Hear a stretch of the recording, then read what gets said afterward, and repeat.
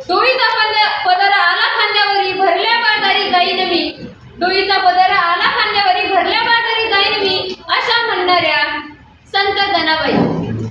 की जनाबाईच्या काळामध्ये विचार करता असं लक्षात येतं की त्या काळामध्ये महिलांना उंच आवाजात बोलण्याचा सुद्धा अधिकार नव्हता. त्या वयामध्ये जनाबाई लोकांना ठणकावून आव्हान करत आहेत, सांगत आहेत. तसंच राजमाता जिजाऊंनी सुद्धा त्यांच्या काळातही महिलांना पुरेसे स्वातंत्र्य नसताना एक सोडून दोन छत्रपती आपल्या महाराष्ट्राला दिले. अशा त्या जिजामाता या महिलांचे, या मातांचे आपण आपल्या त्या एक आदर्शच आहेत. त्यांनी आपल्याला एक उत्तम आदर्शही घालून दिलेला आहे. सिंधुताई सपकाळ, प्रतिभाताई पाटील, कल्पना चावला, सुनीता विल्यम यांसारख्या महिलांनी खूप मोठं कार्य केलेलं आहे आणि आपल्यालाही त्यांच्याकडे मार्गदर्शन करायला हवं.